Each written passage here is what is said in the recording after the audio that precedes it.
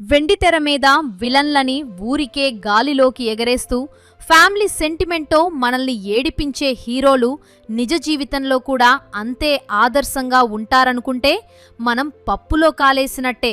ఎందుకంటే ప్రెజెంట్ మన దళపతి విజయ్ గారి ఇంట్లో జరుగుతున్న రచ్చ చూస్తుంటే అబ్బబ్బా ఏం మలుపులండి బాబు అనిపించక మానదు. ఒక పక్క రాజకీయాల్లోకి వచ్చి రాష్ట్రానికే కింగ్ అవుదామని ఆయన ప్లాన్ చేస్తుంటే ఆయన భార్యగారు మాత్రం కోర్టు మెట్లు ఎక్కి అసలు కథ వేరే ఉందని బాంబు పేల్చారు. అసలు ఈ దళపతి సంసారంలో త్రిష అనే చిన్నది ఎలా దూరింది? 27 ఏళ్ల కాపురాన్ని సంగీత ఎందుకు వదులుకోవాలి అనుకుంటుంది? ఈ డ్రామాలో ఎవరెవరు ఏమేం వాయిద్యాలు వాయిస్తున్నారో ఈ వీడియోలో తెలుసుకుందాం. సో వీడియోని స్కిప్ చేయకుండా ఎండ్ వరకు చూడండి. విజయ్ మరియు సంగీతల ప్రేమక వింటే అచ్చం 90స్లో వచ్చిన ఏదో లవ్ స్టోరీలా అనిపిస్తుంది. లండన్లో సెటిల్ అయిపోయి బ్రిటిష్ సిటిజన్షిప్ కూడా సంపాదించుకున్న సంగీతకి విజయ్ సినిమాలు అంటే ప్రాణం. అలా 1996లో ఆయన నటించిన పూవే ఉనక్కాగా సినిమా చూసి ఆ పిచ్చి ఎంతవరకు వెళ్ళిందంటే ఏకంగా లండన్ నుంచి ఫ్లైట్ ఎక్కి చెన్నైకి వచ్చేసి మన హీరో గారిని కలిసి అభినందనలు చెప్పేంతవరకు. ఈ అమ్మాయి డెడికేషన్ చూసి మన విజయ్ గారు కూడా పడిపోయారనుకోండి. అలా మొదలైన పరిచయం ప్రేమగా మారగా తర్వాత 1999 ఆగస్టు 25న చెన్నైలో గ్రాండ్గా పెళ్లి చేసుకున్నారు. అయితే ఇక్కడే ఒక ట్విస్ట్ ఉంది. అందరికీ తెలిసింది చెన్నై పెళ్లి డేట్ అయితే అసలు ఈ జంట 1998 జూలై 10నే యూకేలో రహస్యంగా రిజిస్టర్ మ్యారేజ్ చేసేసుకున్నారట. అంటే అప్పట్లోనే కెరీర్ ఇబ్బంది అవుతుందని ఈ గుట్టుని ఎంత బాగా మేనేజ్ చేశారో చూడండి. ఏమైనా మన సెలబ్రిటీలకి సీక్రెట్లు మేనేజ్ చేయడం వెన్నతో పెట్టిన విద్య కదా. తర్వాత చాలా ఏళ్లపాటు ఈ జంటని చూసి అందరూ ఆదర్శ దంపతులు అని సర్టిఫికేట్లు ఇచ్చేశారు. ఇక సంగీత తన భర్త ఎదుగుదల కోసం లండన్ లైఫ్ వదులుకోవడమే కాకుండా తన బ్రిటిష్ సిటిజన్షిప్ని కూడా పక్కన పెట్టి మరీ ఇక్కడ సెటిల్ అయింది. కానీ ఈ ప్రశాంతమైన లైఫ్లో 2004లో గిల్లీ అనే చిచ్చు వచ్చి పడింది. అప్పట్లో విజయ్ త్రిషల కెమిస్ట్రీ చూసి కుర్రాళ్ళకి పిచ్చెక్కిపోయింది. తెర మీద వాళ్ల రొమాన్స్ చూసి అంతా ఫిదా అయిపోయారు. కానీ అది తెర వెనుక కూడా కొనసాగుతుందని పాపం సంగీత ఊహించి ఉండదు. పైగా 2008లో త్రిష పుట్టినరోజు వేడుకను విజయ్ ఒక 7 స్టార్ హోటల్లో ఎంత గ్రాండ్గా చేశాడంటే ఆఖరికి ఆమెకు ఒక రేర్ డైమండ్ రింగ్ కూడా గిఫ్ట్ ఇచ్చాడట. ఇంకేముంది, ఈ డైమండ్ మెరుపు సంగీత కళ్లల్లో నీళ్లు తెప్పించింది.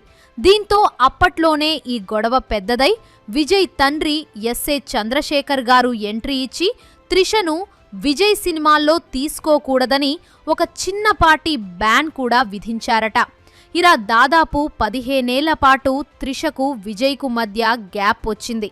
ఇక మొత్తానికి అంతా సెట్ అయిపోయింది అనుకుంటున్న టైంలో మళ్ళీ 2023లో లియో సినిమా అంటూ ఈ జోడీ తెరపైకి వచ్చింది. దాదాపు 15 ఏళ్ల తర్వాత కలిశారు కదా అని జనం సంతోషపడేలోపే వీరు షూటింగ్ గ్యాప్లో విదేశీ ట్రిప్పులకు వెళ్తున్నారని, చాలా క్లోజ్గా ఉంటున్నారని మళ్లీ వార్తలు గుప్పుమన్నాయి. ఇక రీసెంట్గా సంగీత తన పిటిషన్లో చెప్పిన దాని ప్రకారం 2021 నుంచే విజయ్ భార్యాబిడ్డలను పట్టించుకోవడం మానేసి ఆ నటితోనే ఉంటున్నాడట. విజయ్ పార్టీ జెండా ఆవిష్కరించేటప్పుడు కూడా భార్య పిల్లలు కనిపించకపోవడంతో అప్పుడే అందరికీ అనుమానం వచ్చింది. కానీ పిఆర్ టీం మాత్రం సంగీత గారు పబ్లిక్లోకి రారు కదా అని భలే కవర్ డ్రైవ్లాడారు. ఇక్కడ సంగీత కోర్టులో వేసిన పిటిషన్ చూస్తుంటే మన విజయ్ గారు సినిమాల్లో ఎంత సాఫ్ట్గా కనిపిస్తారో ఇంట్లో అంత విలని చూపించారని అర్థమవుతోంది. ఆయనకు ఆ స్టార్ హీరోయిన్తో వివాహేతర సంబంధం ఉందని అడిగినందుకు సంగీతను ఇంట్లోనే బంధించి బయటకు రాకుండండా సంకెళ్లు వేశారని ఆమె ఆరోపించింది. అసలు వినడానికే చాలా వెరైటీగా ఉంది కదా. అంటే వెండితెరపై ఫ్యామిలీని కాపాడే హీరోగారు రియల్ లైఫ్లో మాత్రం భార్యకు జైలు జీవితం చూపించారన్నమాట. పైగా ఆ నటి సోషల్ మీడియాలో ఫోటోలు పెట్టి సంగీతను అవమానిస్తున్నా మన దళపతిగారు మాత్రం చల్లగా లైట్ తీసుకున్నారట. పైగా విజయ్ తన తప్పు తెలుసుకొని ఆ అఫైర్ ఆపేస్తానని ప్రామిస్ చేసి కూడా దాన్ని తుంగలో తొక్కేశాడని సంగీత ఆవేదన వ్యక్తం చేసింది. ఫ్రెండ్స్, ఇక్కడ మీకో చిన్న ప్రశ్న. స్క్రీన్ మీద నీతులు చెప్పే హీరోలు, ఆపే హీరోలు నిజ జీవితంలో ఇలాంటి ఆరోపణలు ఎదుర్కొన్నప్పుడు మీకు ఏమనిపిస్తుంది? ఒక మనిషి తన సొంత ఇంటినే చక్కదిద్దుకోలేనప్పుడు రాష్ట్రానికి నాయకుడవుతానని రావడం సరైనదేనా? అలాగే ప్రేమించి పెళ్లి చేసుకున్న ఇన్నేళ్ల తర్వాత కూడా ఇలాంటి సమస్యలు రావడం మన సమాజంలో మారుతున్న విలువలకి నిదర్శనమా? మీ ఆలోచనలని కామెంట్ చేయండి.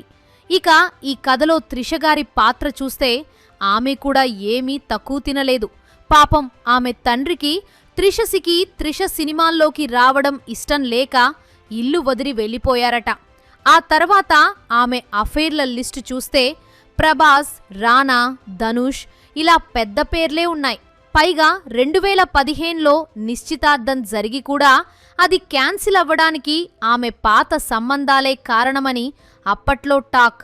ఇప్పుడు విజయ్ సంసారంలో వచ్చిన చీలికకు కూడా ఈమెనే కారణమని నెటిజన్లు ఒకటే ట్రోల్ చేస్తున్నారు. కాని మన త్రిషగారు మాత్రం చాలా ధీటుగా స్పందిస్తున్నారు. రీసెంట్గా విజయ్తో కలిసి ఒకే కారులో ఒక పెళ్లికి వచ్చి మా మధ్య ఏదో ఉందని మీరనుకుంటే అలాగే అనుకోండి అన్నట్టుగా ఒక సిగ్నల్ ఇచ్చేశారు. దీనిపై నటుడు పార్థిబన్ కాస్త నోరు జారి త్రిష కొన్ని రోజులు ఇంట్లోనే ఉండటం మంచిది అని సలహా ఇస్తే ఆమె చేతిలో మైక్ ఉంది కదా అని ఏది పడితే అది మాట్లాడితే అది కామెడీ కాదు, మూర్ఖత్వం అని గట్టిగా కౌంటర్ ఇచ్చేసింది. దీంతో పార్థిబన్ గతుక్కుమన్నారనుకోండి. వెంటనే పశ్చాత్తాపం వ్యక్తం చేస్తూ పోస్ట్ కూడా పెట్టాడు. మరోవైపు బాలీవుడ్ దర్శకుడు విక్రమ్ భట్ వచ్చి నటీనటుల సినిమాలే మనవి, వాళ్ళ పర్సనల్ లైఫ్ మనకెందుకు అని నీతులు చెబుతున్నాడు. ఈయన కూడా ఇటీవల 30 కోట్ల చీటింగ్ కేసులో జైలుకు వెళ్ళొచ్చిన వారే. జైలు జీవితం వల్ల ఆయనకు స్వేచ్ఛ విలువ తెలిసిందట. అందుకేనేమో విజయ్, త్రిషల స్వేచ్ఛ గురించి అంత బాగా మాట్లాడుతున్నారు. విజయ్ రాజకీయ ప్రత్యర్థులైతే ఈ విడాకుల విషయాన్ని ఒక ఆయుధంగా వాడుకుంటున్నారు. తమిళనాడు బీజేపీ చీఫ్ నైనార్నార్ విజయ్ గారు త్రిష మత్తులో నుంచి బయటికి వస్తే ప్రజల బాధలు కనిపిస్తాయి అని సెటైర్లు వేశారు. రాజకీయ నాయకులు ఇలా పర్సనల్ విషయాలను లాగడం తప్పని కొందరు వాదిస్తున్నా రేపు ప్రజల్లోకి వెళ్ళినప్పుడు విజయ్ ఈ విడాకుల వివాదంపై ఏం సమాధానం చెబుతారనేది ఆసక్తికరంగా మారింది. ఇది చూస్తుంటే ఎన్టీఆర్, జయలలిత కాలం నాటి రాజకీయాలు మళ్లీ గుర్తొస్తున్నాయని విశ్లేషకులు అంటున్నారు. అప్పట్లో కూడా వారి మధ్య ఉన్న అనుబంధంపై రకరకాల చర్చలు జరిగినా ప్రజలు వారిని ఆదరించారు. ఇక సంగీత వేసిన ఈ విడాకుల పిటిషన్పై ఏప్రిల్ 20న విజయ్ కోర్టుకు హాజరు కావాలి. ఆ రోజు ఏం జరుగుతుందో, మన దళపతి గారు తన భార్య ఆరోపణలకు ఎలా స్పందిస్తారో చూడాలి. బహుశా తన రాజకీయ భవిష్యత్తు కోసం మళ్లీ భార్యతో రాజీ పడతారా, లేక త్రిషతో తన బంధాన్ని అఫీషియల్ చేస్తారా అనేది $1 మిలియన్ ప్రశ్న. సీనియర్ జర్నలిస్టుల అభిప్రాయం ప్రకారం విజయ్ ఏ విషయాన్ని దాచిపెట్టుకోవాలని అనుకోవటం లేదు. అందుకే త్రిషతో కలిసి పబ్లిక్లోకి వస్తున్నారట. విడాకులు తీసుకోవటం అనేది రాజ్యాంగమిచ్చిన వెసులుబాటు అని, దీన్ని రాజకీయం చేయటం తప్పు అని కొందరు మేధావులు వాదిస్తున్నారు.